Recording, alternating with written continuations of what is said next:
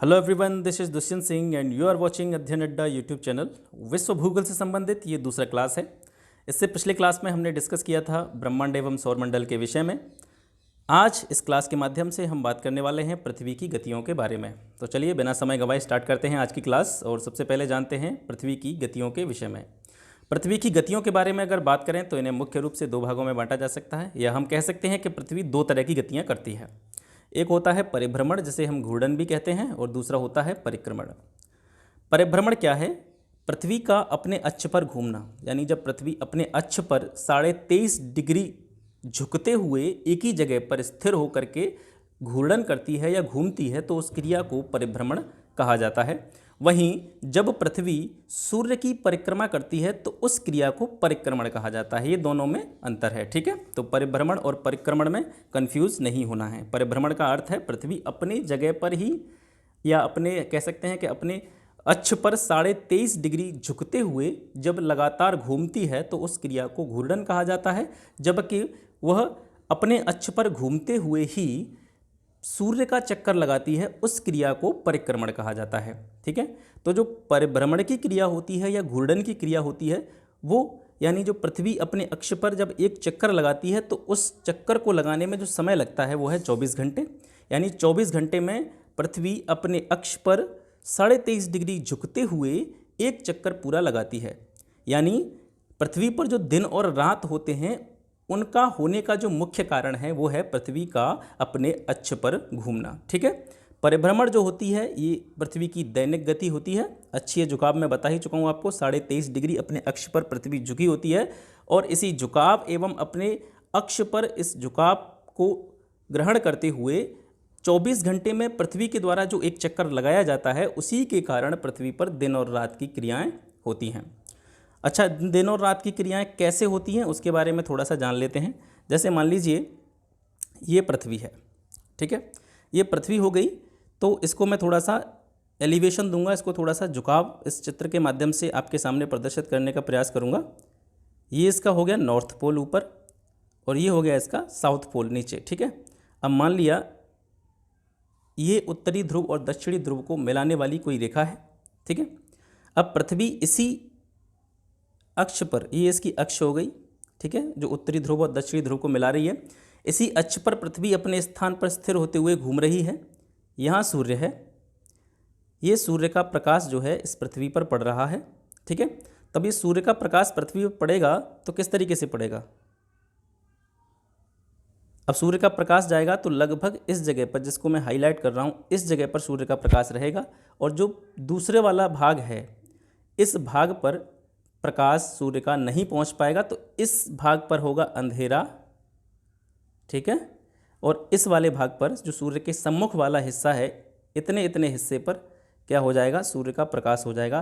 तो हम कह सकते हैं कि इस वाले हिस्से पर क्या हो जाएगा? दिन होगा और इस वाले हिस्से पर क्या होगी? रात होगी। यही अगर क्रिया, अगर पृथ्वी जो है वो लगातार घूमेगी, ठीक है, ये अच्छी हो गई। अब ये पृथ्वी घूम के, अब इसको इस तरीके से समझा जा सकता है कि जैसे ये अपने अक्ष पर घूम रही है, अभी मैंने बताया था इस जगह पर सूर्य का प्रकाश पड़ेगा तो यहाँ पर दिन हो जाएगा। जब ये पृथ्वी घूमेगी तो ये वाला हिस्सा भी कभी यहाँ पे आएगा, इसके सामने आने फ्रंट पर आएगा, ठीक है। तो ये वाला हिस्सा जब इसके सामने आएगा तो इस वाले हिस्से पर क्या हो जाएगा? सूर्य का प्रकाश हो जाएगा। दूसरे वाले हिस्से पर क्या हो जाएगा? अंधेरा हो जाएगा।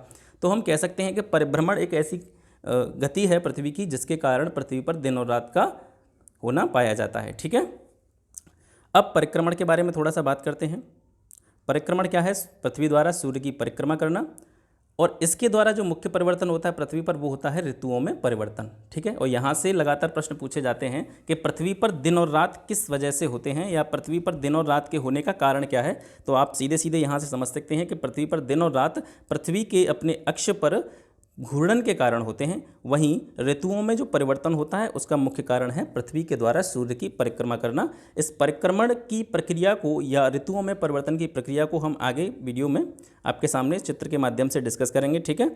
तो सूर्य का परिक्रमण करने में पृथ्वी को कितना समय लगता है? इसको समय लगता है 365 दिन और लगभग 6 घंटे लगते हैं, ठीक है।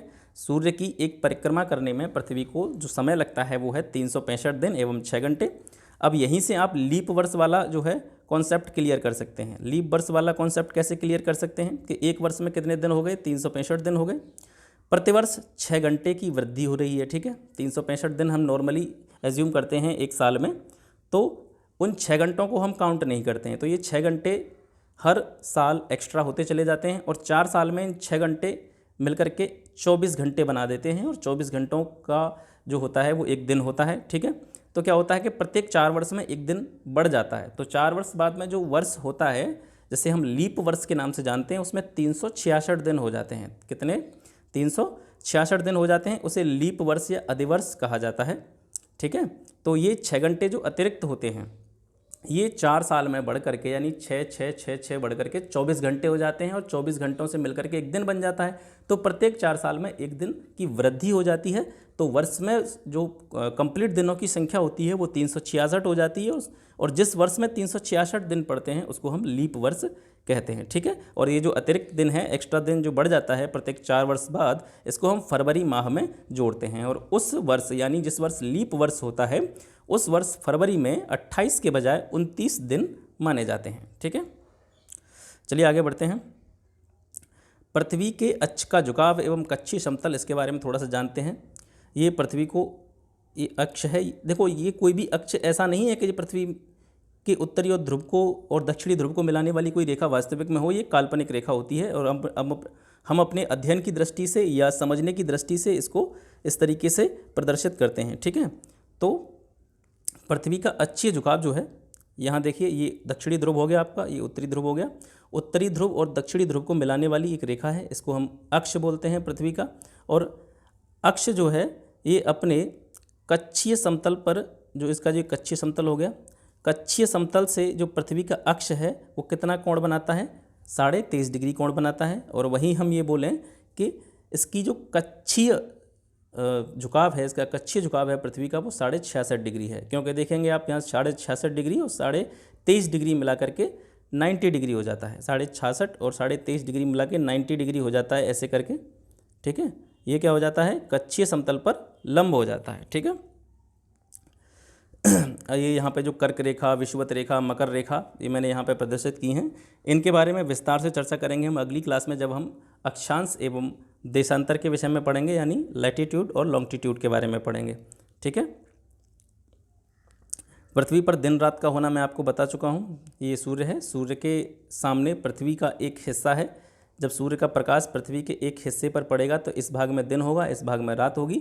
जब पृथ्वी घूम के अपने अक्ष पर घूम के दूसरा वाला पोर्शन है ये सूर्य के सामने आ जाएगा, ये रात वाला पोर्शन जहाँ पर रात है, ये घूमते हुए जब पृथ्वी अपने अक्ष पर घूमेगी तो ये घूमते हुए ये सूर्य के सामने आ जाएगा, और ये वाला हिस्सा जहाँ पर अभी वर्तमान में दिन है ये पीछे की तरफ चला जाएगा। तो फिर इस जगह पर क्या हो जाएगा? दिन हो जाएगा, और जिस जगह पर दिन है उस जगह पर क्या हो जाएगी?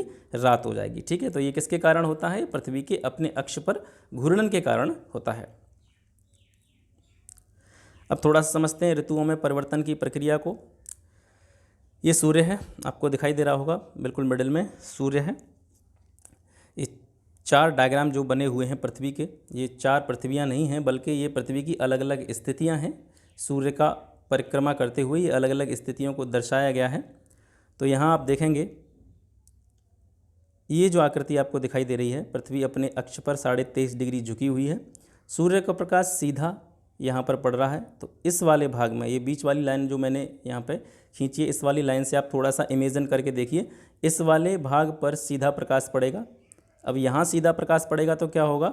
जो उत्तरी ध्रुव होगा, उत्तरी ध्रुव, देखिए उत्तरी ध्रुव बिल्कुल अलग हो गया, उत्तरी ध्रुव इस साइड में चला गया, नॉर्थ पोल।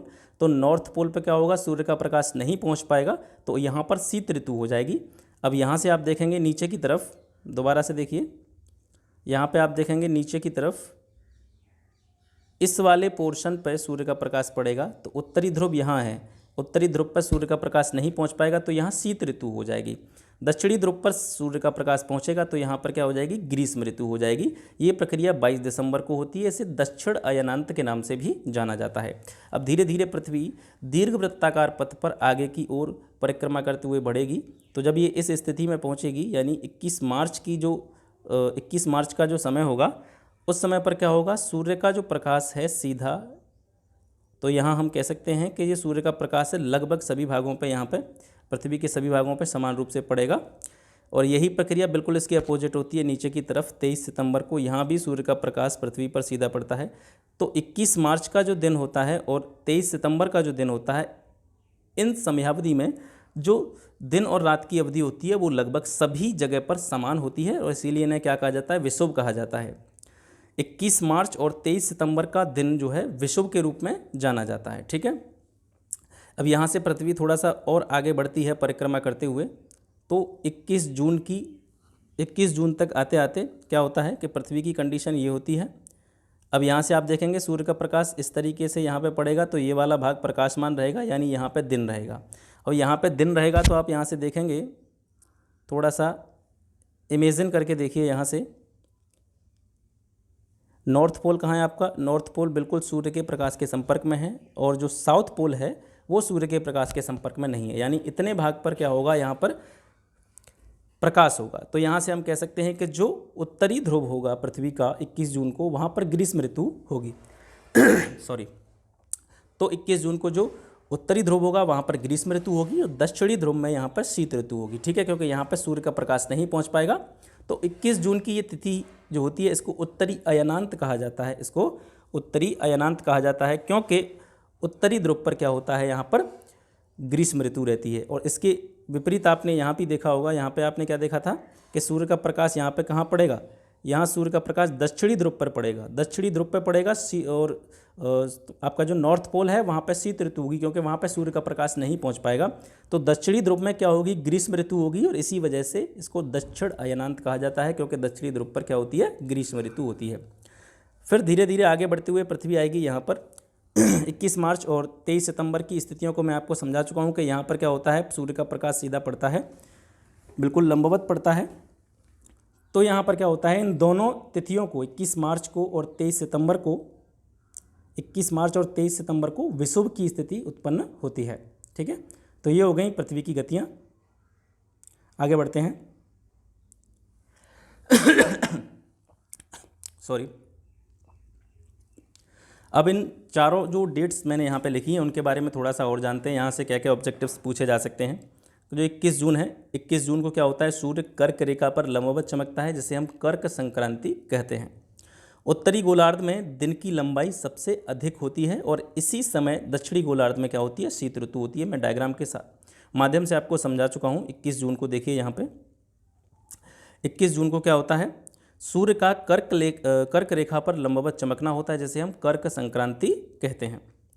23 सितंबर तक आते आते क्या होता है, शरद विषुव के रूप में इसको जाना जाता है। सूर्य जो है विषुवत रेखा की तरफ उन्मुख होने लगता है, और उत्तरी गोलार्ध में गर्मी जो है वो कम होने लगती है। 21 जून को उत्तरी गोलार्ध में काफ़ी गर्मी थी, लेकिन 23 सितंबर तक आते आते उत्तरी गोलार्ध में गर्मी कम होने लगती है। उसके बाद में जब 22 दिसंबर की स्थिति आती है तो सूर्य कहाँ चमकता है, सूर्य मकर रेखा पर लंबवत चमकने लग जाता है, और इसी तिथि को क्या होती है, मकर संक्रांति होती है। ठीक है, सूर्य दक्षिणी गोलार्ध की तरफ उन्मुख होने लगता है, और दक्षिणी गोलार्ध में दिन बड़े हो जाते हैं, रातें छोटी होने लगती हैं।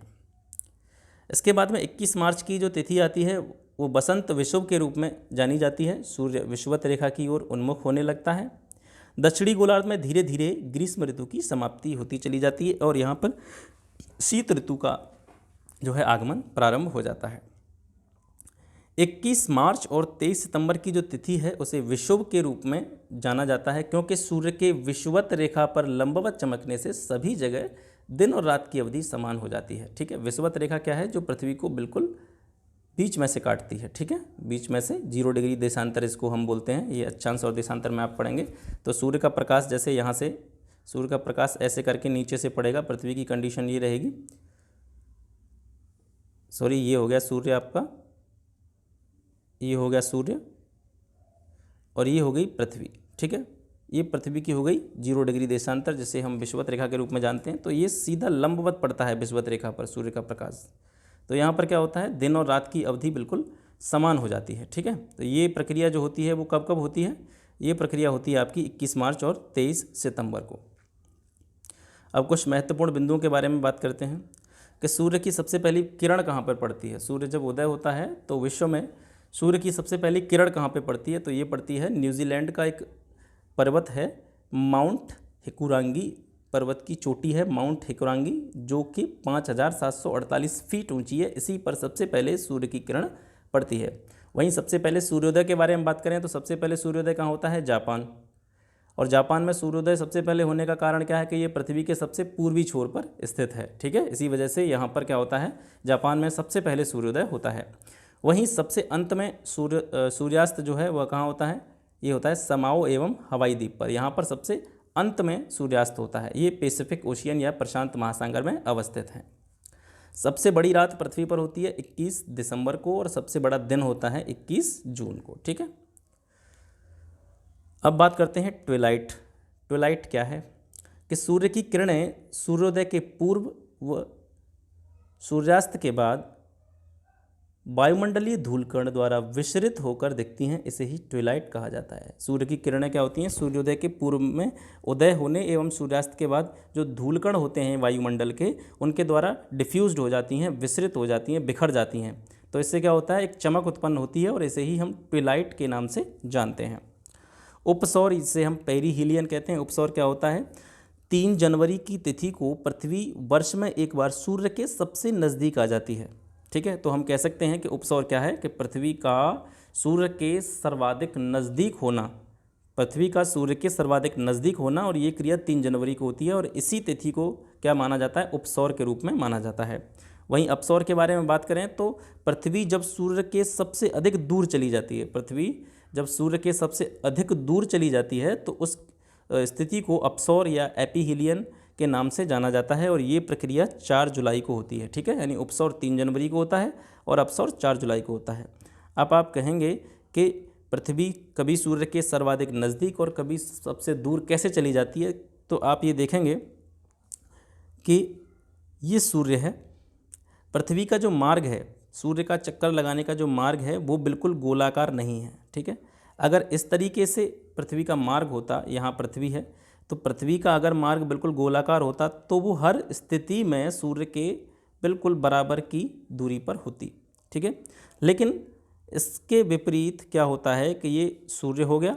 ठीक है, ये सूर्य हो गया तो जो पृथ्वी का सूर्य के चारों ओर चक्कर लगाने का जो मार्ग है वो कुछ इस तरीके का है। ठीक है, जिसे हम इलिप्टिकल पाथ बोलते हैं या दीर्घवृत्ताकार पथ बोलते हैं। ठीक है, तो इस तरीके से जब ये पृथ्वी सूर्य का चक्कर लगाती है तो आप देखेंगे यहाँ पर आएंगे तो ये सूर्य के थोड़ा नज़दीक आ गई और ऐसे करके जाएगी तो यहाँ पर ये सूर्य के दूर पहुँच गई। ठीक है, सूर्य से डिस्टेंस यहाँ की अपेक्षा ये वाली डिस्टेंस कैसी है?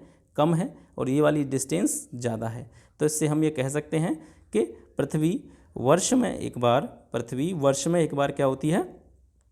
सूर्य के सर्वाधिक नज़दीक आती है और एक बार सूर्य से काफ़ी दूर चली जाती है या सर्वाधिक दूर चली जाती है। तो इन क्रियाओं को क्रमशः उपसौर या अपसौर के नाम से जाना जाता है। चलिए आगे बढ़ते हैं, सूर्य ग्रहण एवं चंद्र ग्रहण के बारे में बात करते हैं। सबसे पहले बात करेंगे पूर्णिमा, फुल मून। पूर्णिमा को क्या कहा जाता है? फुल मून कहा जाता है।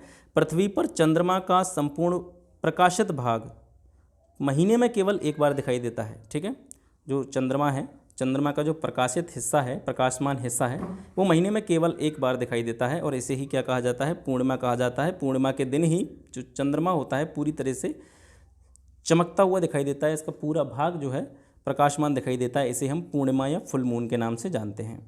वहीं अमावस्या के बारे में बात करें तो अमावस्या को कहा जाता है न्यू मून और महीने में केवल एक बार चंद्रमा का संपूर्ण अप्रकाशित भाग, यानी चंद्रमा पूर्ण रूप से अप्रकाशित प्रतीत होता है और पृथ्वी के सामने होता है, इसे क्या कहते हैं? अमावस्या कहा जाता है। ठीक है, यहाँ सूर्यग्रहण नहीं है, यहाँ सिजगी है। सिजगी, ये सिजगी टर्म भी कई बार परीक्षाओं में पूछा जाता रहा है। तो सिजगी क्या है कि जब सूर्य, पृथ्वी और चंद्रमा की रेखीय स्थिति एक हो जाती है, या हम दूसरे शब्दों में ऐसे कह सकते हैं कि जब सूर्य, पृथ्वी और चंद्रमा तीनों एक ही सीध में आ जाते हैं तो उस स्थिति को सिजगी कहा जाता है। ठीक है, सॉरी, थोड़ा सा गला खराब है। अब बात करते हैं सूर्य ग्रहण के बारे में, सोलर एक्लिप्स। सूर्य ग्रहण कब होता है? कि जब सूर्य और पृथ्वी के बीच में चंद्रमा आ जाए। ठीक है, ये सूर्य है, ये पृथ्वी है और सूर्य और पृथ्वी के बीच में कौन आ गया? चंद्रमा आ गया। ठीक है, तो जब सूर्य और पृथ्वी के बीच में चंद्रमा आ जाता है तो इस स्थिति को हम युति कहते हैं। क्या कहते हैं? युति। सूर्य और पृथ्वी के बीच में चंद्रमा के आ जाने की जो प्रक्रिया होती है इसको हम युति या कंजक्शन कहते हैं। और ये कब होती है? ये अमावस्या की तिथि को होती है, ये अमावस्या को होती है। युति कब होती है? अमावस्या को होती है। और यहाँ पे क्या होता है कि सूर्य का जो प्रकाश होता है, सूर्य का जो प्रकाश होता है वो डायरेक्टली पृथ्वी पर नहीं पड़ता। सूर्य के और पृथ्वी के बीच में चंद्रमा आ जाता है तो सूर्य का प्रकाश चंद्रमा पे पड़ता है, ठीक है।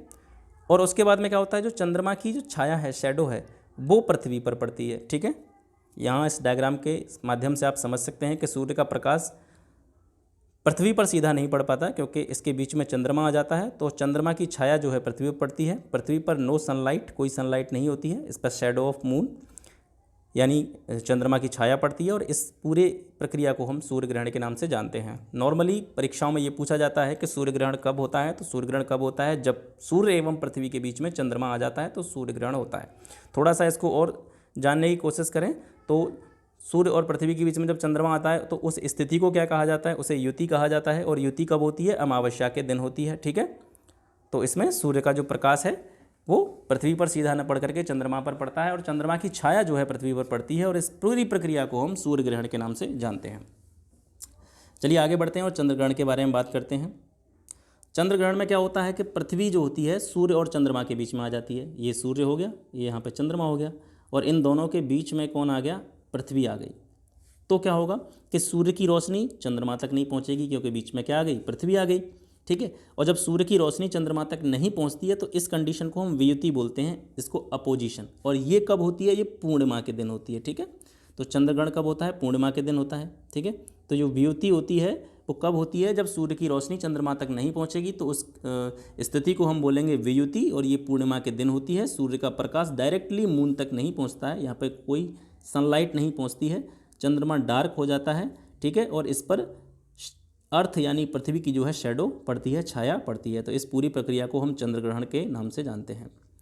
अब प्रश्न ये उठता है कि क्या प्रत्येक पूर्णिमा या प्रत्येक अमावस्या को ग्रहण होता है? प्रत्येक पूर्णिमा या प्रत्येक अमावस्या को ग्रहण होता है? तो इसका उत्तर है नहीं, क्योंकि इसका कारण है कि चंद्रमा अपने अक्ष पर जो है 5.1 डिग्री झुका हुआ है। और जब चंद्रमा एवं पृथ्वी अपने परिक्रमण पथ में यानी जिनका जो अलग अलग अपना परिक्रमण पथ है उसमें एक ही बिंदु पर पहुंचते हैं तो अक्षीय झुकाव, क्योंकि पृथ्वी का अक्षीय झुकाव अलग है 23.5 डिग्री और चंद्रमा का अक्षीय झुकाव है वो लगभग 5 डिग्री है। तो इस अक्षीय झुकाव में भिन्नता के कारण चंद्रमा जो है थोड़ा आगे निकल जाता है और यही कारण है कि प्रत्येक पूर्णिमा या अमावस्या को ग्रहण नहीं लगता है। अब कुछ इंपॉर्टेंट पॉइंट हैं, ये एग्ज़ाम के पॉइंट ऑफ व्यू से काफ़ी महत्वपूर्ण है, इन्हें भी देख लीजिए। एक कैलेंडर वर्ष में यानी एक वर्ष में लगभग या अधिकतम हम कह सकते हैं कि अधिकतम 7 ग्रहण हो सकते हैं, ठीक है। और एक वर्ष में मिनिमम 2 ग्रहण लगते हैं, कम से कम 2 ग्रहण एक वर्ष में लगते ही लगते हैं। और अधिकतम ग्रहण कितने हो सकते हैं? एक वर्ष में 7 ग्रहण हो सकते हैं, ठीक है। और एक कंडीशन और है कि एक वर्ष में जो कम से कम 2 ग्रहण लगते हैं वो दोनों ग्रहण सूर्य ग्रहण भी हो सकते हैं। ये पॉसिबल है कि हो सकता है कि चंद्र ग्रहण ना हो, और एक वर्ष में जो कम से कम 2 ग्रहण हैं वो हो सकता है कि दोनों सूर्य ग्रहण भी हो सकते हैं। पूर्ण सूर्य ग्रहण हो सकता है किंतु पूर्ण चंद्र ग्रहण अक्सर नहीं देखा जाता है, ठीक है।